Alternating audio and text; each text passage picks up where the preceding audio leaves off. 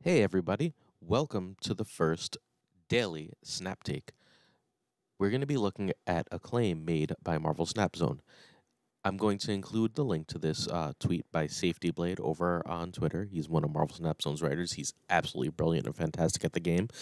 But he has the take out that Kang's early data is absolutely terrible. Today, I'm going to look at why I don't think that matters.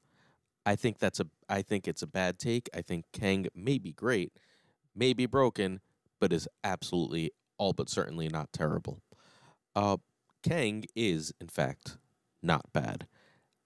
Here's why the early stats mean nothing. First of all, we only have a small sample size. As of right now, the people that are playing Kang are the Uber whales who are likely right at infinite. And that being at infinite means they have the ability to experiment. When they experiment, they can play worse decks. They can play Kang into different situations to see how people react, to see how decisions get made and changed. Information that can be used in things like battle mode and the next season to greater effect.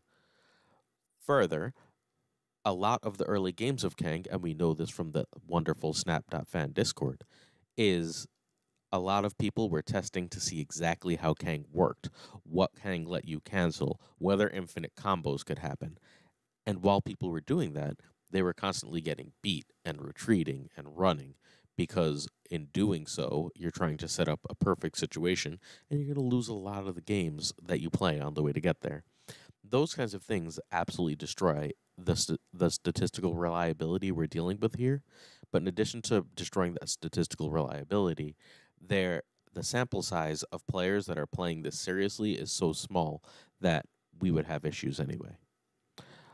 There's more problems though. I don't know about you guys, but I'm old enough to remember Thanos 2 months ago.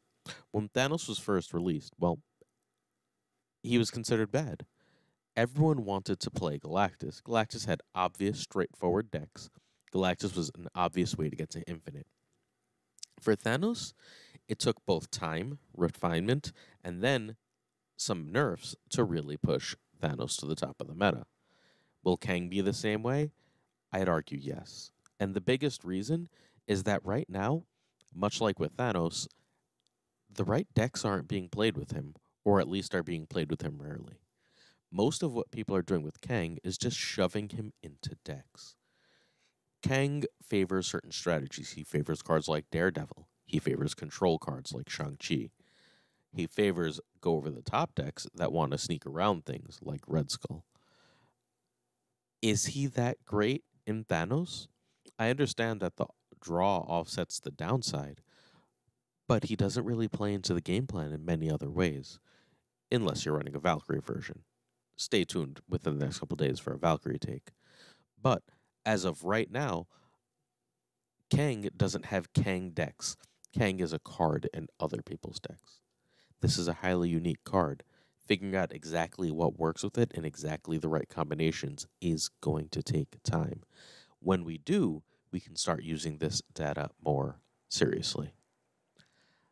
I also have one more big thing. This is circumstantial data, but we have to assume that Second Dinner, being the great designers they are internally testing these cards before they globally release them. They waffled for literal months over whether Kang was going to ever come down in series or pool, whichever one you prefer.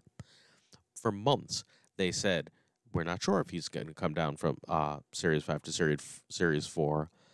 Maybe he'll stay a big bad like Thanos and Galactus. Maybe he'll come down. Well, as we got closer, they determined to leave him in Pool or Series 5. That to me suggests a level of complexity and a level of skill that he's required to play. It suggests that they don't necessarily want people in early Pool 3 eventually getting him and having to figure him out. But it also suggests he's probably pretty strong because releasing a card that's going to always cost 6,000 tokens but is terrible is a good way to upset the player base. Well, I think those are the reasons that Kang definitely doesn't suck.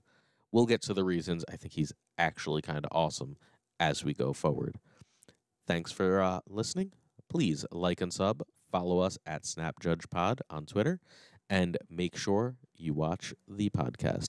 We'll have a special guest, Ridiculous Hat, in the episode releasing tomorrow. Thanks so much for watching. Have a great day.